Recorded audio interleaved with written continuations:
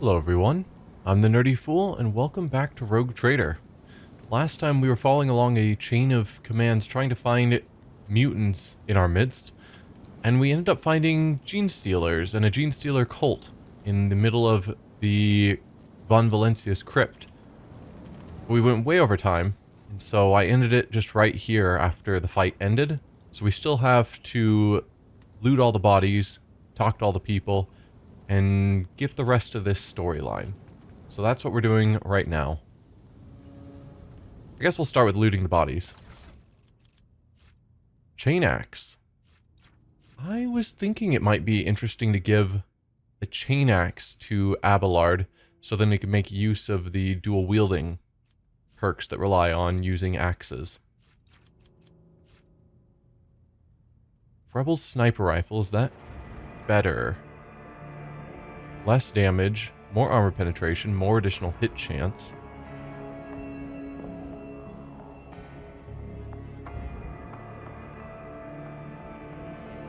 I think it is, actually. Less damage is also not 100% true. It's the same maximum damage. It just has a larger range, so it could hit for less. But the more armor penetration and hit chance does seem nice. And a bunch of shotguns that we're probably not going to use.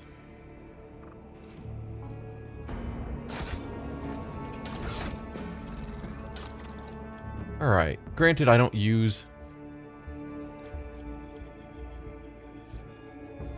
my sniper rifle that often anymore. So maybe we give it to Argenta. I guess we have two of them. It's certainly better than her long las. Her long las has more range and dodge reduction.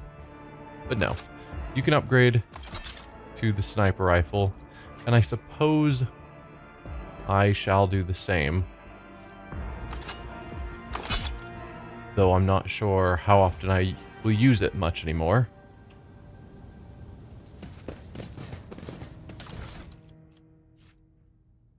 Bio dagger.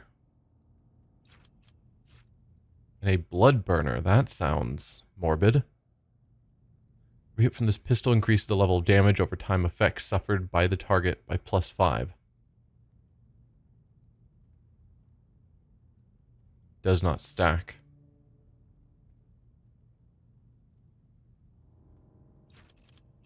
Huh.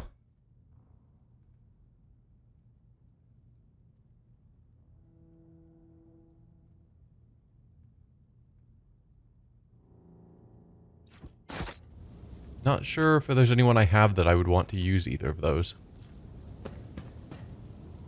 Theodora's statue towers over the broken urn. Her gaze is confident and bold, as if she is challenging those who have dared disturb the rogue trader's rest.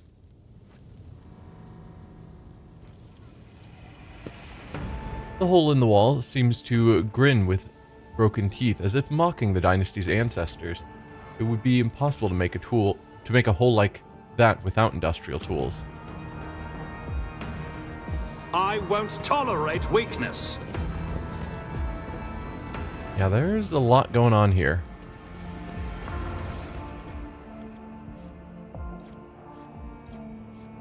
I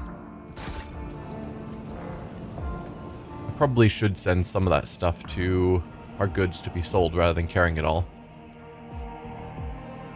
Deals 20 to 40 energy damage with 10% armor pen, pushes targets 3 cells away. That seems useful as well.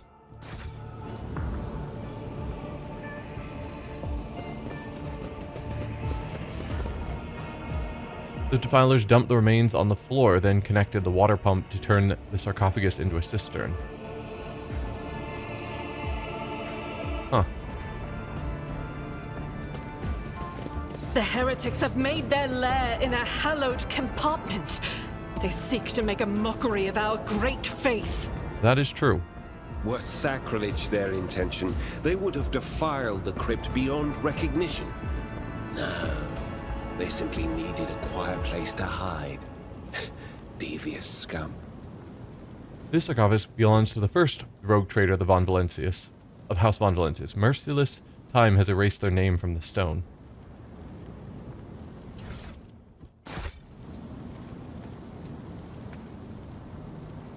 So we don't even know the name of the first Von Valencius, or probably it's not here. I'm sure it's somewhere, if we wanted to look it up. The monument was shattered to give the defenders a better field of fire. The sarcophagus has been turned into a container. Supplies, ammunitions, and bandages lie in an unceremonious pile on top of the bones. Yes, they just defiled the place for their own needs. Not surprising. That is a ton of chain axes. Is our team encumbered? Is encumbrance a thing? I just saw that Cassie was walking pretty slow.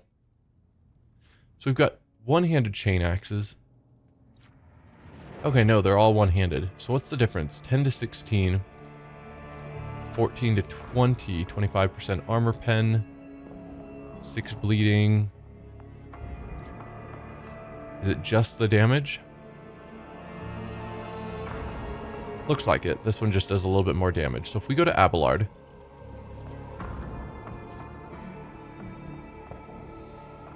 This does more damage, more armor penetration, has a bleeding effect. Has the same strike and effectively cleave.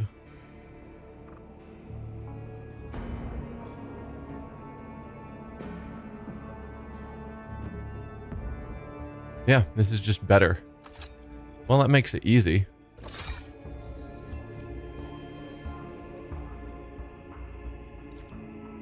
I could just give him 2 of them.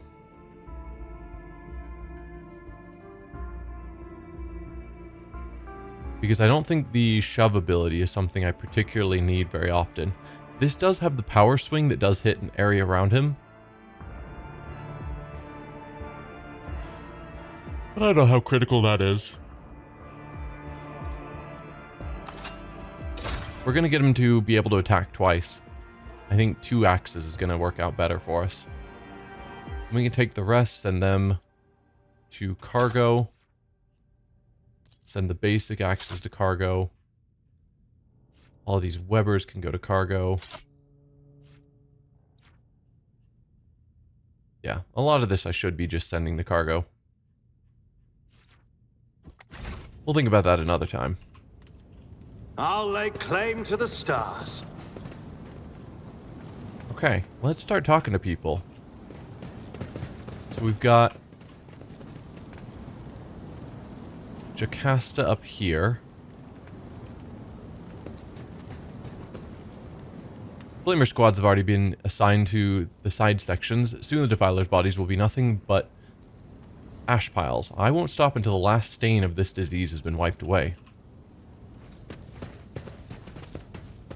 The bastards made a mess of the maintenance tunnels. Our folks saw a good few breaches and some other damage. Furnace crews are already patching them up, so the tunnels will be good as new in no time. And Confessor? Genetic Aberrations has sullied this temple of memory. I will conduct a vigil in the crypt to ensure that all corruption is expelled and the Emperor's light shines in his halls once more.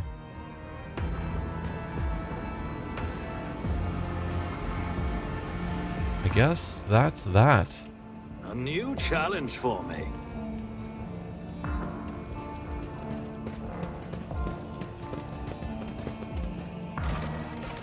I guess that's the end of the Gene Stealer quest line, at least for now.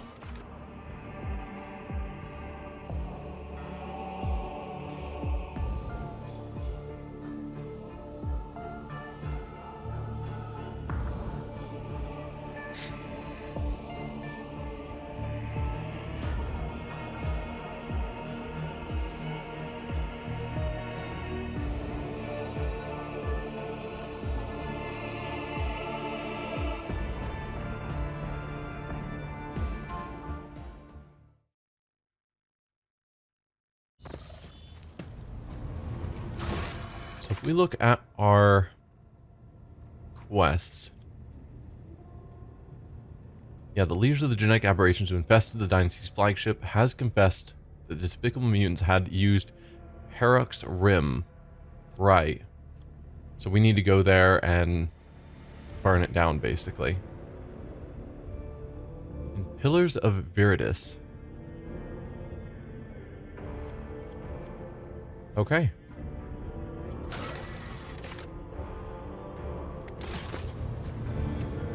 We'll keep that in mind, but for now, let's get back to the map.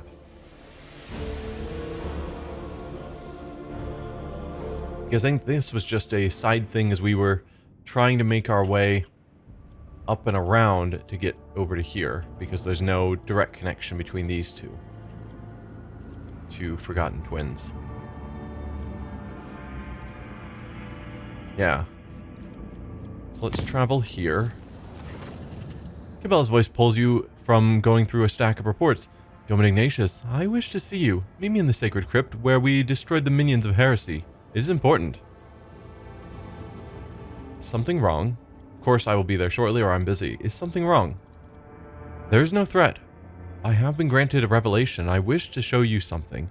Now that the crypt has been purged, there is no place better suited. Of course I'll be there shortly. You hear genuine excitement in Cabela's voice. I will be waiting, Dome Ignatius. Okay. Then we will take care of that first.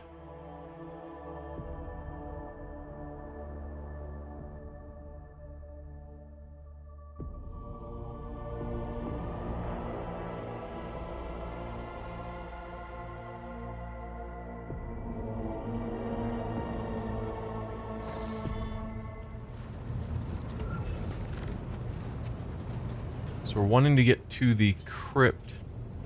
So is that still on our map? Because I would have assumed after we finished it would have been removed. But it is not. We can go back to the voidship crypt.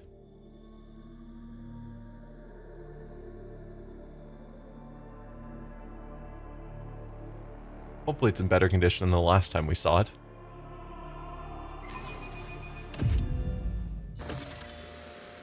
Cabela bows her head in short greeting. Her eyes practically glow with anticipation.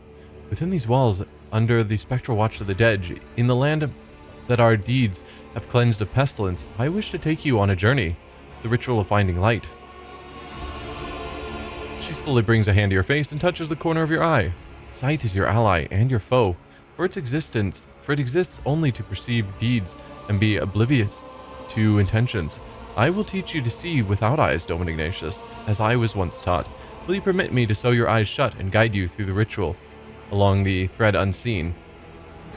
No? Sew my eyes shut? What, forever? You can, blindfold me, I suppose, for this, but permanently sewing my eyes shut, I don't know about that. Why should I go on this journey? I'm ready. I'm against such experiments. Sew my eyes shut? What, forever? No, Dome Ignatius. My stitches will be precise and my hand careful. Once you have passed the ritual, I will unseal your eyes, and no harm will have come to you. Okay. Why should I go on this journey? She pauses before answering. She moves her hand down cautiously, touching your chest. There is much between us that I have yet to understand. Decks and bulkheads separate us, but greater still is the spiritual distance. You have entered my labyrinth, and I have been to your world. But there is still so much more that we must learn about each other. I'm inviting you to walk my paths, so that you may see into me and I into you.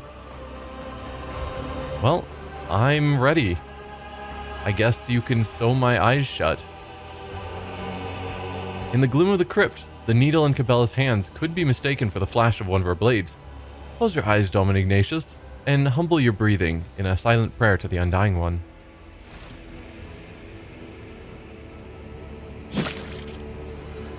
No harm to me. Sudden giant blood splatter. Your eyelids hurt after having been punctured and stitched together with thread. Ugh. Super gross. The sensation muddles your thoughts and evokes an eerie dread from the depths of your heart. You are blind. Not a single ray of light can creep into your world, and your only awareness about your immediate surroundings is based on subtle noises. Through the veil of pain, you hear Cabela's quiet voice. We accept his blessings with a single purpose, to serve him in our unity stronger than any chains. Come to me, Dome Ignatius. The sound of my voice will show you the way if you can unfetter your heart. Darkness is merciless. You learned this while trying to hide from the nightmares that tormented you. No matter how tightly you shut your eyes on those long nights, the haunting visions would not leave you alone, either in sleep or during waking hours. The moment Cabela applies the final stitch, you can feel it. The horrors are already here, lying in wait for you to make even a single misstep, and when you do, they will drown you in that merciless darkness. Awareness test, 70%, or toughness test, 50%, or give up. Neither one are we excellent at, but we will try to focus on her voice. Failed. The loss of sight must have affected you on a subconscious level. You cannot get the throbbing pain out of your mind. Your legs are shaking. You feel forever lost in the darkness, with no way out, other than the faint hope of following the echo of Cabela's voice. Suddenly, Cabela's voice seems to multiply, as if every word were being spoken by several copies of her in unison. Along the threads that form the web, along the rays of the star, whose heart turns ice into flame, along the tracks we have left for one another, we shall come together in unity that will become our revelation, in death which grants true sight, in death for which all are fated. Your knees buckle. The anxiety that has been with you since the beginning of the ritual now clamps around your throat like a collar of steel. You're calling me where to? Push through the feeling of suffocation, or willpower. There's one I can do. Conquer your weakness.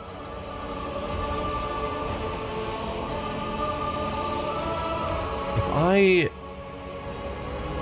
say this one, do I not get to choose? Don't know.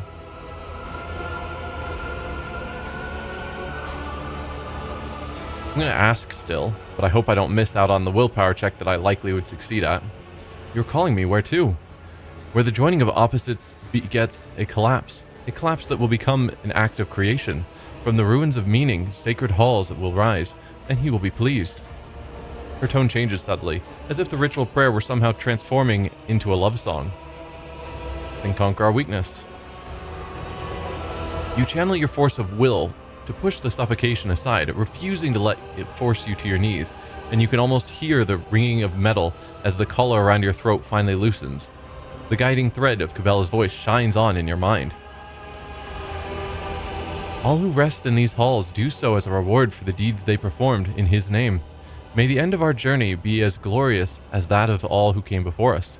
Cabela trails off. Eventually she adds softly and quietly, "Take my hand, thus shall we walk into the halls we are destined for." Take Cabela's hand and step forward. I trust you. Take Cabela's hand and pull her towards you. Trust me. Follow me.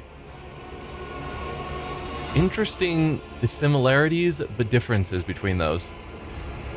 Or enough, remove the stitches.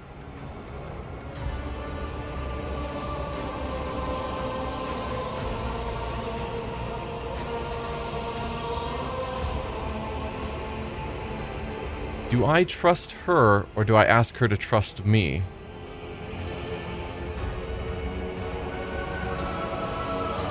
Basically, it's do I let her take the lead and I follow, or do I take the lead and ask her to follow? Given that she has eyes and I don't at the moment, this one is the smarter choice. But I'm the rogue trader in 40k, which is very hierarchical, and therefore I should be leading and she is a follower who should be following. Just the nature of the setting, even though I'm blind. So trust me, follow me. As silly as it is. Take Cabela's hand and pull her towards me. You feel a slight resistance, but then she lets out a trembling sigh and steps towards you, placing her hand in yours. A strange sensation comes over you, as if the two of you had found yourselves in a confined space, delirious from the lack of air and intoxicated by each other's warmth. You can see Cabela, and a maze of dully flickering crimson lines beneath your feet. She exhales. It's Wrong. It's all wrong. She squeezes your fingers. But I trust you. I'm coming toward you. The distance is fading away. Oh, did we actually screw up by not following her? Could be.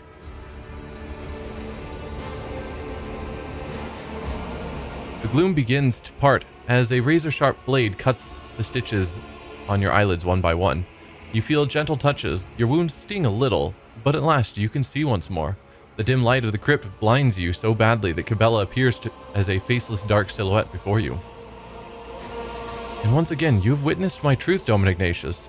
Cabela does not look at you. Her gaze seems to be directed inward, or perhaps nowhere at all.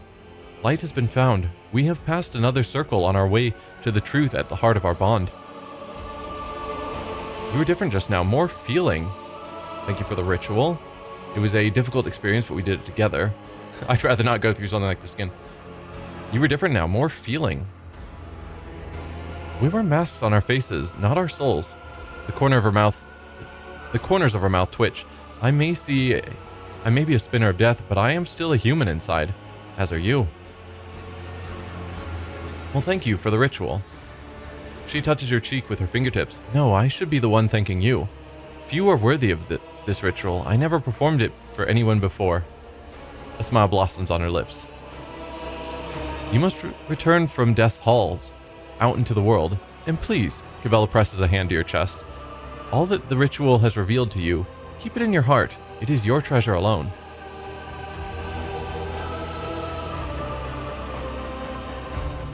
Another step on our romance, it seems.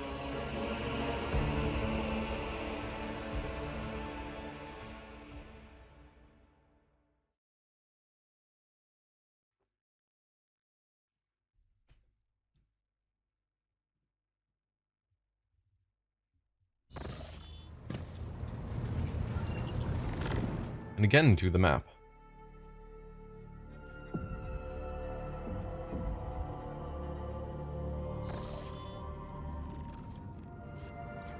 Alright, then we go up to here, which I believe we've already explored once before. Lord Captain, the Lex Mechanics assigned to the Astropathic Chapel are reporting a significant drop in our communications potential. This may be a consequence of the telepathic ritual in which your lordship deigned to participate. The enforcers report that the choirmaster asked for an audience with the Lord Captain and has since locked himself in the chapel, refusing to let anyone in. As brazen as an audience request may seem, I cannot shake the feeling that it is a cry for help. The Master-at-Arms reports a disturbance in the Foundry Bay. A certain Nemesite, an avenging figure beloved by lower deck rabble, shot the commandant during a routine medical supply delivery and called on the vessel's serfs to fight for a better life. The rabble immediately plundered the medical storehouse and proceeded to smash other supply stations, slaughtering officers as they went. That's a problem. Nemesite has escaped, and the situation on the deck is increasingly spinning out of control. The Master-at-Arms asked permission to employ the harshest possible treatment, not simply to restore order, but to avenge the dead commandant, as well as the fallen enforcers.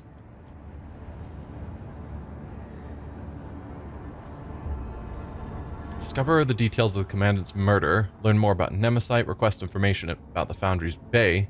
And we have an iconoclast option to comfort the exhausted people by giving them medicine supplies, or authorize the Master-at-Arms to punish the Foundry workers as she sees fit. I don't know if I want to go all the way to punishing as she sees fit, because we know she is excessively cruel. At least that's been what we've seen so far. Let's discover the details of the murder. Nemesite's reason for the attack had to do with the widow of a respected foreman. She had delayed the queue by begging to be given medicine for her afflicted children, which the commandant refused because her request exceeded the expenditure quota. The widow persisted and was given 10 lashes on the spot. That was when Nemesite fired the fatal shot that set off the mutiny in the compartment. Okay. So there are specific rules about who can get medicine and how much. And there was a widow who was asking for more than was allowed, who didn't get back to work or doing what she was supposed to. She just continued to be a bother.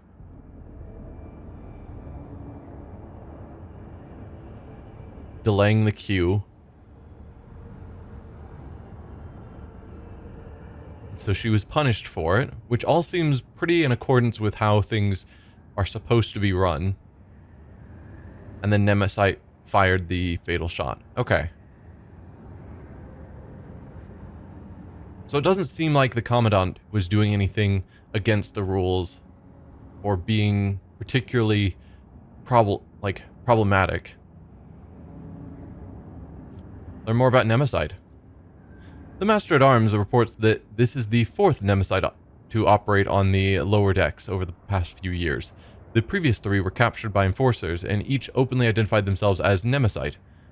The public executions evidently have no effect. People continue to rally around their hero as soon as one emerges, and always believe it is the invulnerability of their champion. The Seneschal points out that all the Nemesites act in the same fashion. Whenever the rabble is feeling oppressed, they step forward, serving as the spark that ignites the fires of sedition. They target the officers most hated by the workers for their strictness and adherence to order, with every murder bringing cheers from the commoners. So it's kind of a superhero name where just someone new steps forward, takes on that name to do a murder to kick off the rebellion. And they all just take that name. Okay. The Voxmaster shares the rumors about Nemesite that abound on the lower decks. Some say he arises from the blood of the oppressed laborers, some that he is the vessel's spirit of justice. Others still believe he is an immortal hero. Such veneration makes it very difficult to capture the Riffraff's champion. In light of the discovery of the Genestealer cult's cell on the ship, Heinrich von Kallux recommends paying special attention to the Nemesite story. The interrogator suspects that an escaped mutant is behind the incitement to revolt. It is too similar to one of the tactics employed by these enemies of humanity. Okay, that's a much bigger deal if this is related to Genestealers and Tyranids on our ship. If they're still here after we just took out their main base, then we have to find them and deal with them. Request information about the Foundry Bay. It is a place of unbearable heat and poisoned air, where scrap metal is melted down into plates that are later used to repair and refit the hull. There are no critical facilities here, and the bay is fairly easy to isolate, thus opens up the opportunity for quelling unrest with no casualties among the enforcers. So we can comfort and exhaust the people by giving them medicine and supplies. I don't think that's what we're going to do. Like, that almost feels like rewarding them for murdering our supply delivery people. And then protecting potential Tyranids, but this guy who is kicking off these riots. So division among the rabble. Whoever gives up Nemesite will be moved to the middle decks and paid a year's allowance. Now that's an interesting one. A much better way than just giving out medicine. Give rewards to those who actually help resolve the situation. Ruthlessly crush the unrest by shutting down life support systems. It's the dogmatic option. I can get it as well, particularly because we suspect, because Heinrich knows what he's talking about. He is interrogator of the Inquisition, specifically around Xenos. If he thinks that this is a regular action by Genestealer cults, we don't want to just ignore that.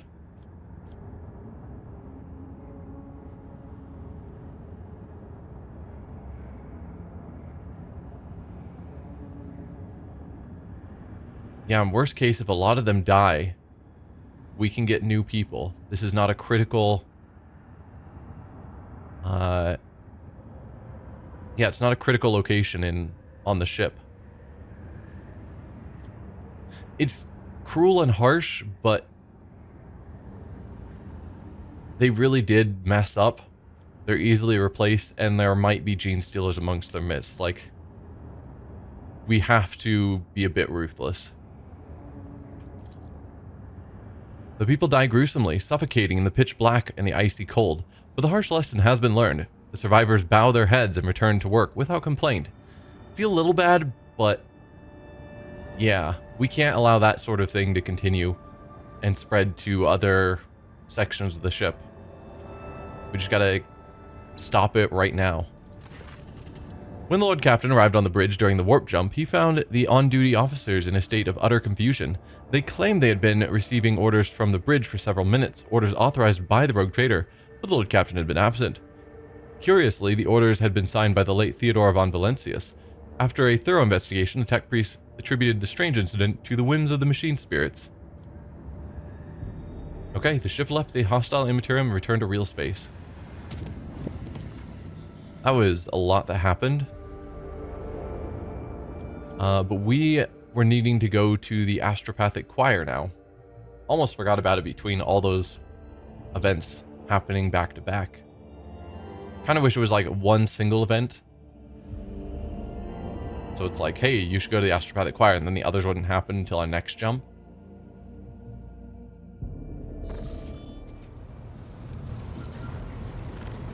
No, I think it's this way, yeah? Yeah. So let's go talk to our astropathic leader. Find out why he has locked himself in his compartment.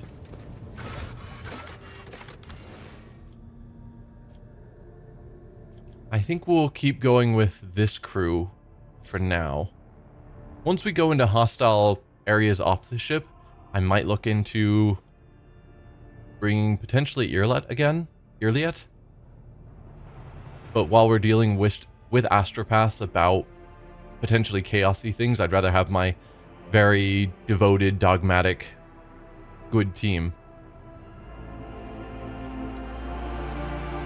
Just in case there's something horrible going on.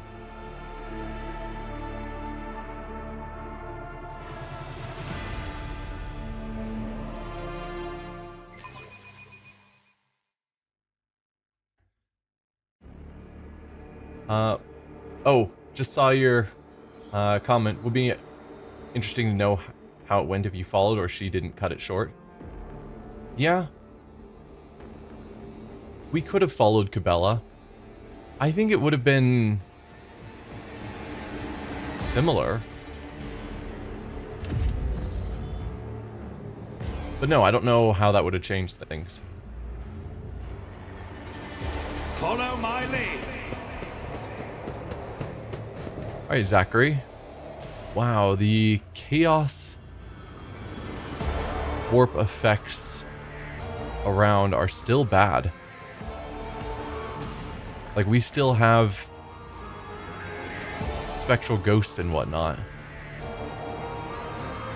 So the veil is still extremely degraded right now. An unpleasant heaviness grows in your head as if a vice were slowly tightening its grip on your mind. The choirmaster is kneeling, his burnt-out eyes peering into the void. He raises his head and you see a weary old man, weak and frightened. He whispers, "She is here. Adeline has returned. She is asking me for help, but you scare her. She is hiding from you. You will not harm her, will you?" Who was Adeline? Was that one of his apprentices that we fought?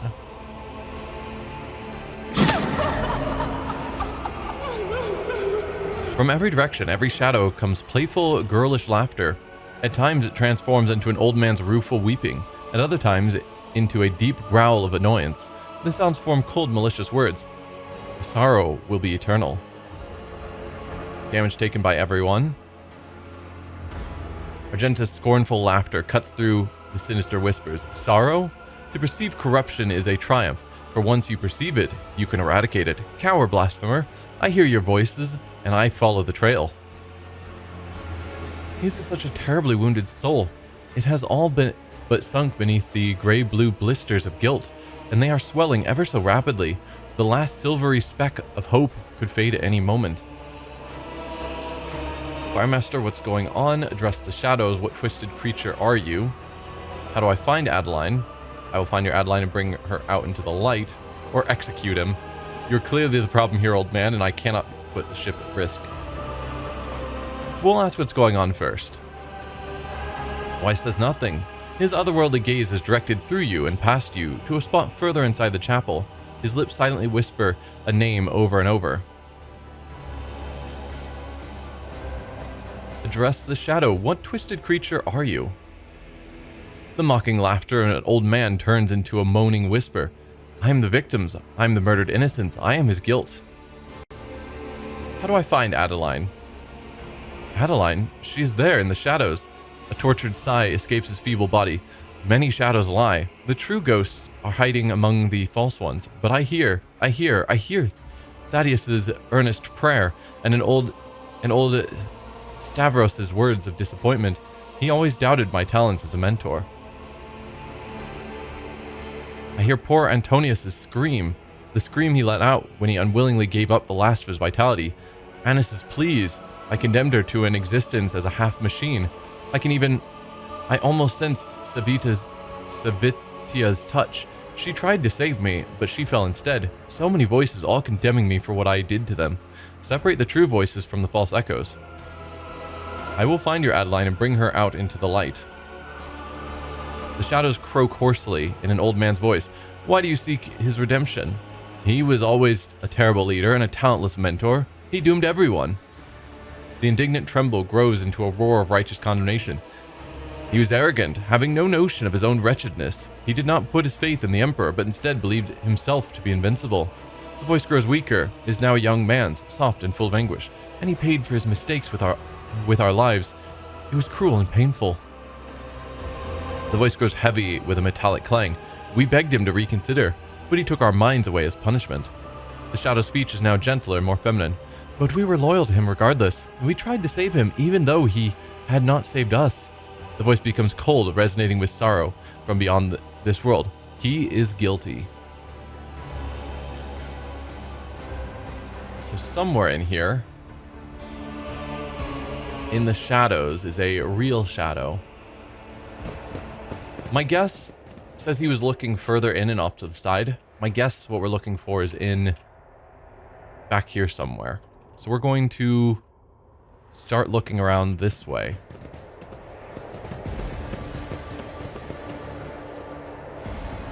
You are a failure of a teacher. You've taught them nothing. We can interact with this one.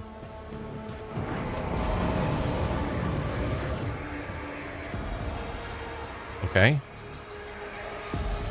Hey, Thaddeus. And Thaddeus. And whoa. Hi, Thaddeus's.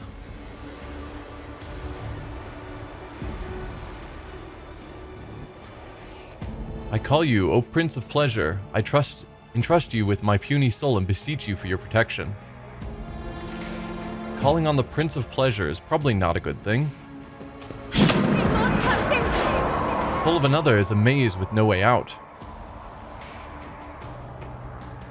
Huh. Oh, we are all wounded. Well, not all of us. Your seneschal is always there for you. Alright, can you heal me? I stand in recognition. And Argenta, can you heal Let me tend to your wounds. Heinrich? We did that. Because I don't want to be permanently wounded. You are a failure of a teacher. You've taught them nothing. If we click this again, it reforms them. Do we need to find one that says the same thing then? Is there another one we can click on? God Emperor is a lie. The Astronomicon is a lie. You are all going to perish. None shall stand in my way. Just trying to figure out what this puzzle is, because it seems puzzle-like.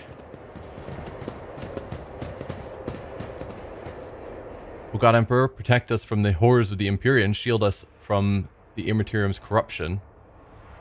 Be our shield. So the other two are calling on Princes of Chaos or saying the God Emperor is a lie. This one is blessing, praying to the God Emperor. So you definitely stand out as different. Victory awaits! Maybe we're looking for the one that, you know, values the God Emperor.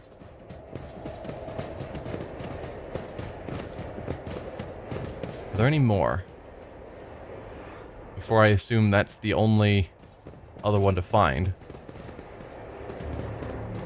Because if that's the puzzle, just find all the ones that are blaspheming and ignore them.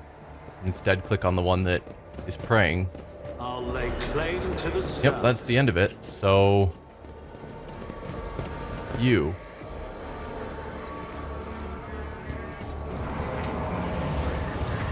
Okay, that's different, and we didn't take damage. So I will call that good. Antonius. When he drained my life, it felt so sweet. Oh, sweet duty.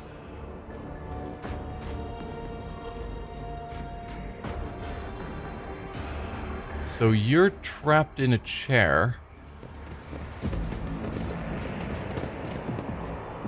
I did not give up my life and energy willingly. He took control of my will. He made me drain myself dry.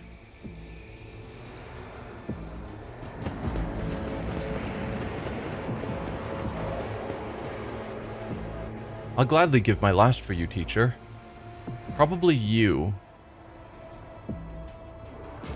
Because you're someone who sounds like they were willing to do their duty, as opposed to blaming him.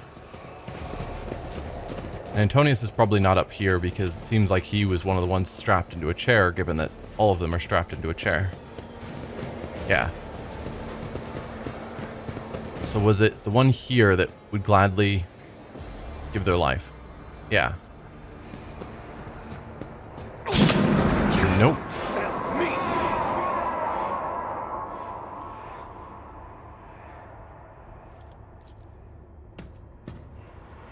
You've taught us everything, and we will not fail you. We are ready.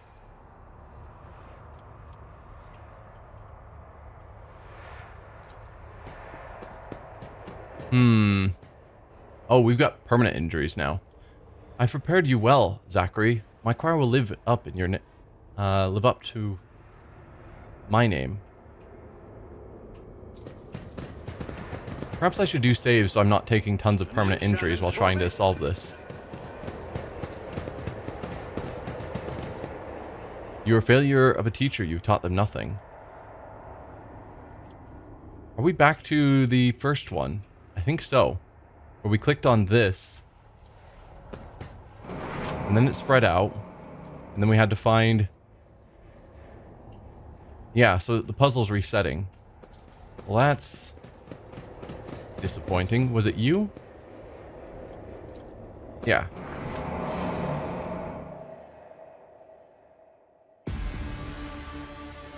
So the way that one works is we clicked on one of them and then it spread around and we had to click on the right one after that.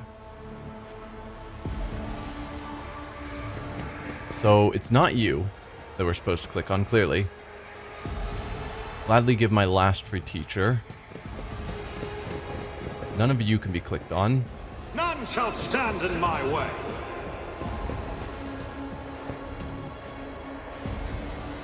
Felt so sweet. Or sweet duty. Yeah.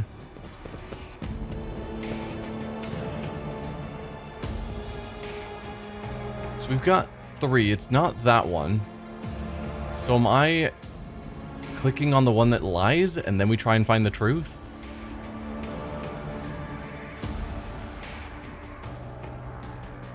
I don't know. Haven't figured out what this mechanic is yet. Let's do a quick save. Click here. Okay. The one that claims that he was drained dry was the one we were supposed to click on. And now we find one that praises the God Emperor? Stop, my mind is boiling. Teacher, please stop.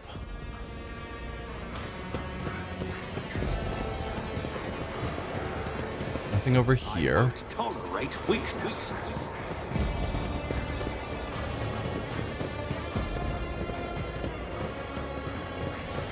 Nothing there. Or here.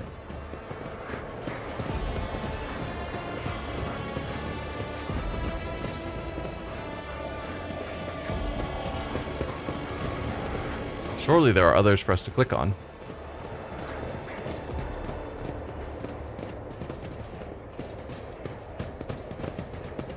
Okay, you're another one we can click on. I didn't think you would do that with your own hands. No, probably not you.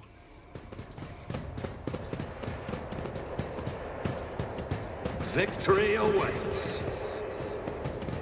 What about you? No, please, teacher, anything but that. Better to kill me than turn me into one of those mindless things.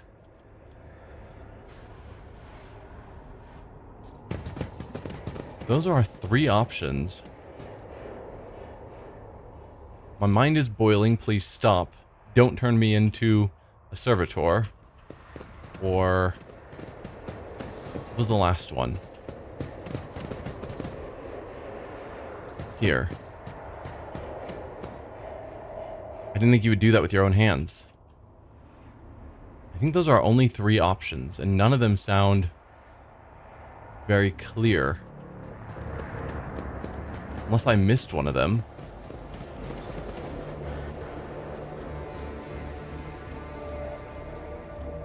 But if we're trying to find the one that's not blaming him...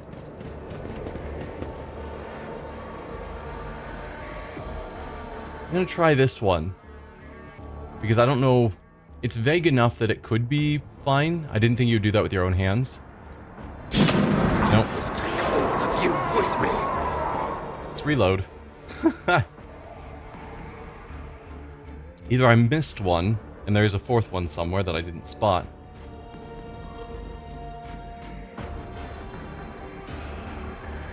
Or something, I don't really know. But it's not you, apparently.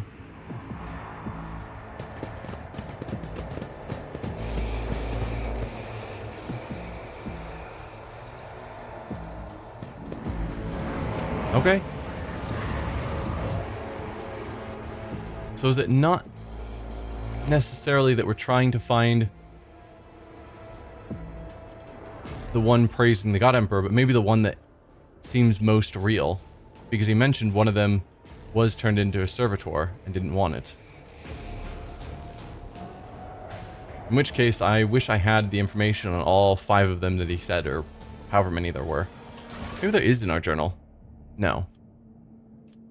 Locked himself inside the astropathic choir, and when anyone in the situation must be addressed so that the choir can resume its work. Yeah. Should have written down those clues because they're gone now.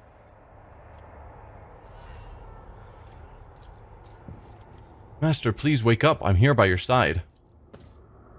Let us kill him for the glory of the dark gods. He cannot stand against us alone. I find you guilty of arrogance and betrayal of the choir. You will be sentenced. It looks like they're all clustered here. Yeah, doesn't seem like there's any other of them hiding back around.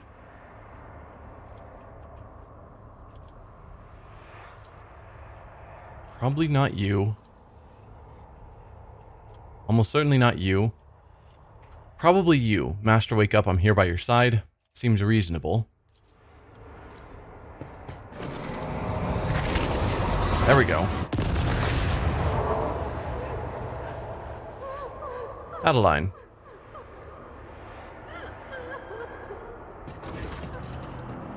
The ghost stares at Weiss mournfully. The muffled sob coming from the apparition almost seems to take physical form as it drifts towards the choir master and envelops him. Weiss blocks your path, extending his arms in a gesture that both calls for restraint and pleads for mercy. Do not harm her, please. The poor girl is frightened to death. Let me talk to her. I cannot fail her again. We'd have an option if we were more iconoclast, but we're not. We could coercion. Firemaster Weiss, I order you to banish this warp spawn. Persuasion, also 100%. Adeline is dead, and so are the rest of them. Live with your guilt, do not let it consume you. Or lore warp, nearly 100%. Astropath, remember the golden radiance of Holy Terra. Remember your own oath. He wants you to be steadfast. Or execute him.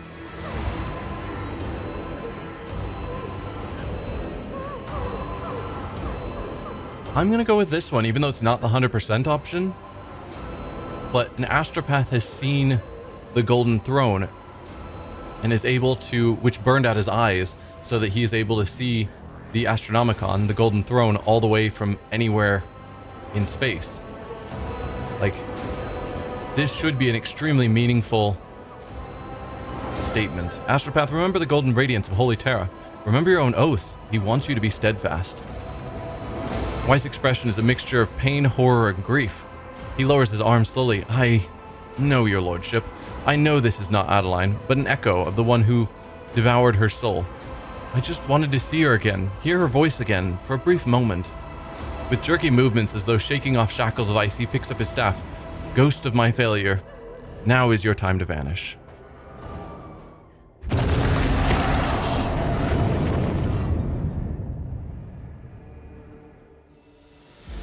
Wise breathing is labored. Thank you, your lordship. The burden was too heavy for me to bear. On the verge of fainting, he musters the last of his strength and sits down on the steps. Weiss, are you all right? After a long silence, he says in a hollow voice, in a bodily sense, yes, your lordship. What was that, choir master? A reckoning, Lord Captain. A reckoning for my great arrogance. Demons have been pursuing me for years, following my scent, sending me dire messages, hunting me. And now they have me. The entities that manifested here during the ritual were banished, but a lingering echo of their presence has latched on to the shadows. It has sprouted in the darkness and pounced upon my mind. Why are the demons pursuing you? I'm guilty. I wronged them. I had been promised a great future at the Scholastica Psychana, for my talents were exceptional, but fate would not have it, and instead of serving on Holy Terra, I ended up here in the Expanse, where barely a gleam of the Astronomicon reaches. My pride took a heavy blow, but my spirit was not cowed. I set about to assemble a choir unlike any yet seen here, a mighty, resonant, astounding choir. Lady Theodora expended tremendous resources bartering with captains and governors to procure astropaths of my choosing. I brought together talents and budding geniuses under my authority. They were to ensure I would make a triumphant comeback. And they could do that for me. That team of brilliant astropaths whose talents were honed to perfection. Adeline, Annis, Antonius, every one of them surpassed myself as I used to be. I saw that my time was coming, and I lied when I told you it was Lady Theodora who had forced us to go through with the ritual. The idea had been mine. When in her paranoia, her ladyship set out to find spies aboard the ship, I made her an offer. A ritual that would give her the name, in exchange for my fledgling's freedom and my own. It was a good deal. She was willing to trade 7 astropaths for the names of traitors, and I doomed them all. My pride killed them. If you got your freedom, why did you stay on the ship? What went wrong during the ritual? For now I know the truth. If you got your freedom, why did you stay on the ship? At first, Lady Theodora wanted to have me executed for what had happened, but then she regained her composure and graciously agreed to honor our deal. But where was I to go? My dead were all here. What went wrong during that ritual? He chuckles bitterly, and scarlet stains bloom on his blindfold made of sacred manuscripts. Adeline was my ritual protector, only to become my greatest vulnerability. When the mad stream of other people's thoughts started to disorient my astropaths, I became frightened for her. I hesitated. I wanted to spare her, and I lost control. The right thing to do would have been to sacrifice her, but I couldn't. I'd always had a soft spot for her. Her genius had made her my favorite. What about the other voices? Were they your apprentices as well? Not all of them. Stavros was the oldest in the choir. He had been on the ship even longer than I. Mighty, wise man, if acrimonious. He envied me and criticized my ambition, but I was fond of him all the same. Thaddeus was the ship's confessor. Theodore had insisted on his presence. When it was over, he was the only other survivor, and he confronted me with angry accusations.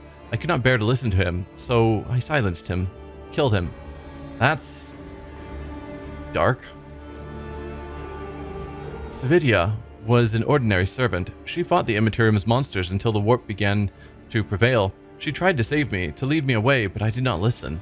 She stayed at my side until the last moment and died a terrible death, all because of my accursed pride. The rest were my voices. Antonius was the youngest. He had been in the choir for only a short while. When the situation turned dire, fear got the best of him, and I was infuriated by his weakness. I dominated Antonius's mind and impelled him to use up every spark of his life force for the ritual. Annis's doom came even earlier. She was the one person who told me in front of the choir that the ritual was madness. In my anger, I ordered her servitorized. I believed I had to protect my authority. She died on the spot where you're standing now. I think she was still aware. More scarlet drops seeped through the choirmaster's red-stained blindfold. All of my voices, I remember the names of each one whose life I cut short within these walls. Now I know the truth. That is for the best. I can no longer carry this burden alone. With Lady Theodora dead, and the thoughts of my crime being forgotten, erased from history, is unbearable. I want to be judged and condemned. You've already condemned yourself to years of torment. I cannot give you a new punishment, only forgiveness, and you must forgive yourself. Maybe. You've not allowed the warp to break you, and I believe the Emperor's light is strong in your soul. Continue your service, for humanity needs you, and in duty you will find redemption. Very good. Your ambition was worth the risk. You were simply unlucky with your students. The weak are destined to be stepping stones for others on the path to knowledge. Accept this sacrifice and live without regret. No. You do not deserve absolution. Your service will continue. Or Zachary-wise, I find you guilty and condemn you to death.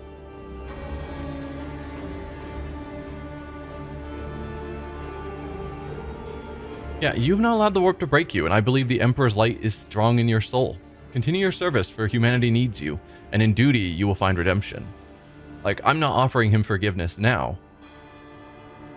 But if he serves the Emperor until the Emperor, you know, until it's his time to die, like, do your duty until your death, that's where you will find redemption. The choirmaster grips the Aquila on his belt so tightly that the gold wings draw blood from his fist. You are right, your lordship. Wishing to abandon my post is cowardice and an offense against him. True. After a moment's hesitation, the old man holds out his staff to you. Please take it. This mighty instrument is the last reminder of Adeline and the others of my guilt. It is with this that I performed the last ritual.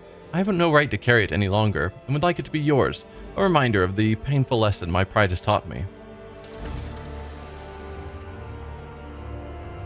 It's a telepathy staff, so we could give it to Adira.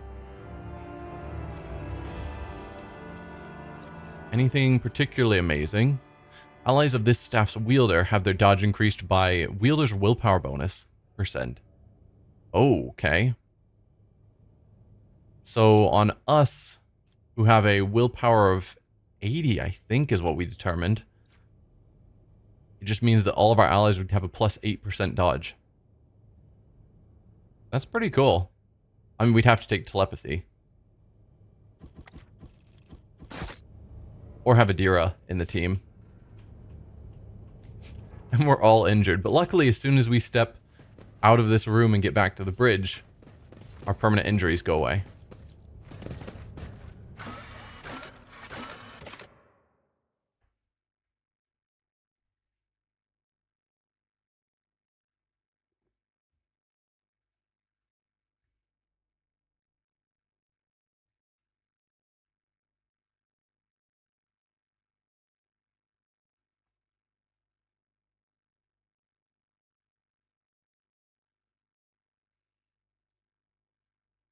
Some of these loading times are crazy.